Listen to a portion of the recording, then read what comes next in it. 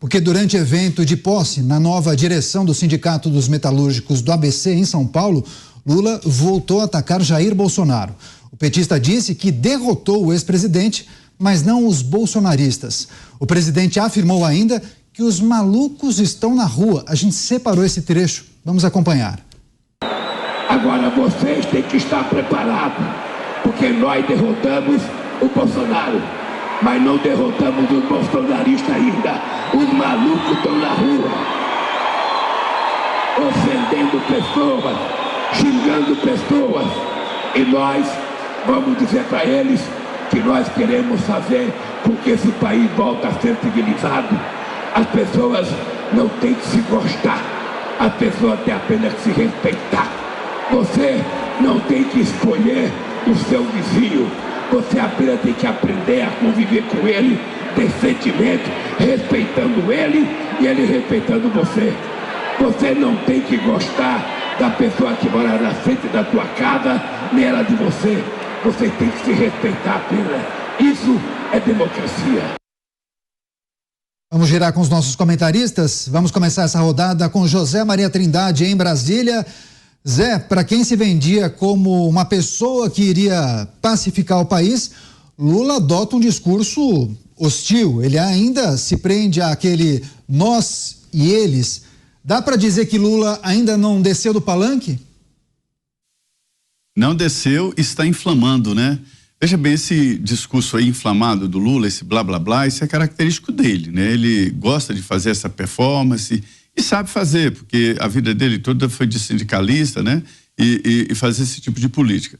Veja bem, é um momento de pacificar mesmo o país minimamente, não é? Pacificar não significa que as pessoas não devam publicar as suas ideias, que não devam discutir política. Tem que discutir política, tem que publicar tudo, né?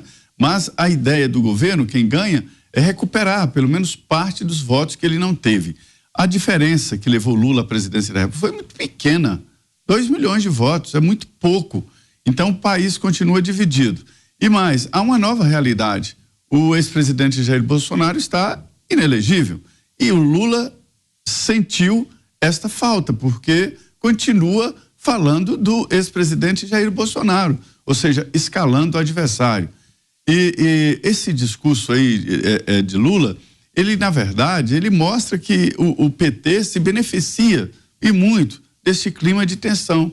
Então aquela história, vou pacificar o país, foi apenas blá blá blá. Pelo contrário, está sendo armado ali no Palácio do Planalto um conjunto de comunicação muito próximo ali da internet e fazendo exatamente uma repercussão dessas falas aí. Então, na verdade, o discurso do presidente Lula não contribui nem com o seu próprio governo, porque o presidente da República, quando ele senta na cadeira, ele tem que acalmar o país, ele tem que mostrar que agora é o presidente de todos. Com esse discurso, ele amplia, aumenta e muito aí a possibilidade de atritos. É isso, estamos repercutindo o discurso do presidente da República no Sindicato dos Metalúrgicos do ABC. Roberto Mota, também quero escutá-lo. Lula acaba perdendo foco, né? Quando ele coloca todas as suas energias nesse tipo de discurso. Muitos trataram disso, inclusive aqui nas redes sociais, dizendo: o presidente precisa governar. Eu vou dar uma visão um pouco diferente. Eu não acho que isso é um erro, eu não acho que isso é um equívoco, eu não acho que isso é acidental. Eu me lembro de uma frase antiga que dizia o seguinte: para quem só tem um martelo, tudo tem cara de prego. Quando a única coisa que você tem para oferecer é divisão, é rancor, é ressentimento, é opor o trabalhador versus o empregador, é dizer que o rico só é rico porque retirou o que era do pobre. Se a única coisa que você tem é essa, você vai insistir nisso até o fim da sua vida, porque você não tem mais nada para dizer. E se vocês pararem para pensar e analisar a história do Brasil e a história do mundo, o desempenho da esquerda, o foco da esquerda, dos socialistas, dos comunistas, sempre foi esse. Nunca houve nada de diferente.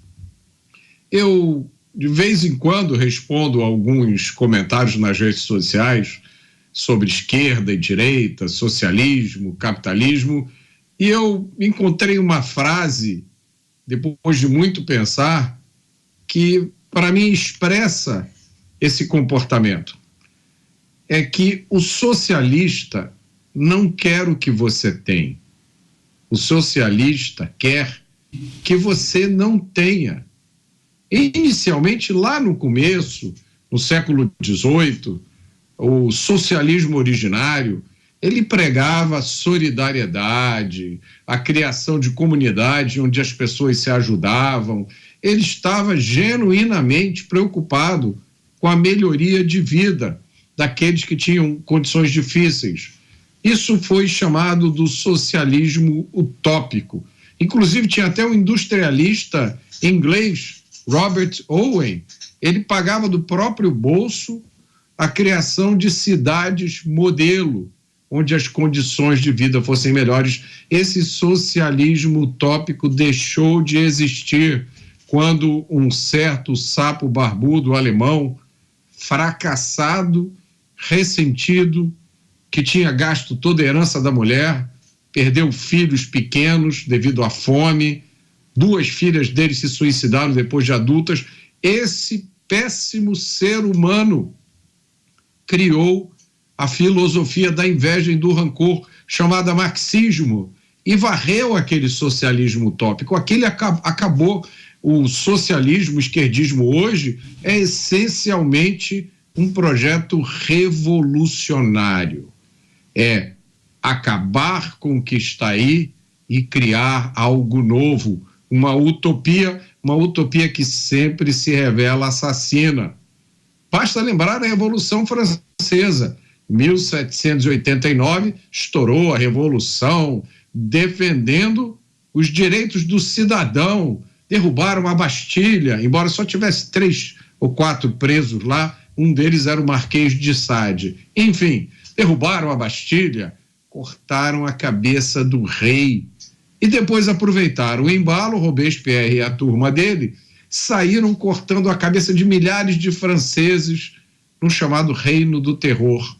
E onde isso acabou? Eu pergunto a vocês, qual foi o resultado de toda essa matança? A França terminou na ditadura militar do imperador Napoleão, que devastou a Europa inteira com guerras.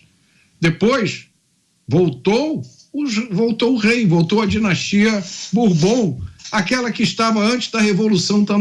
Tanta matança, tanto ódio para nada. E aí, em 1830, teve outra revolução na França.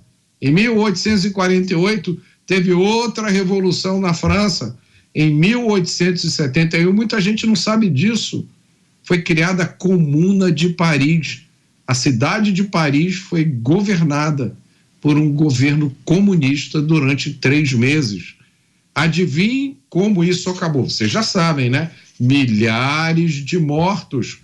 Tudo, gente, sempre em nome da fraternidade. E aí, em 1917, estoura a Revolução Russa, com Lenin e Stalin, que subiram o número de assassinatos pelo comunismo dos milhares para os milhões.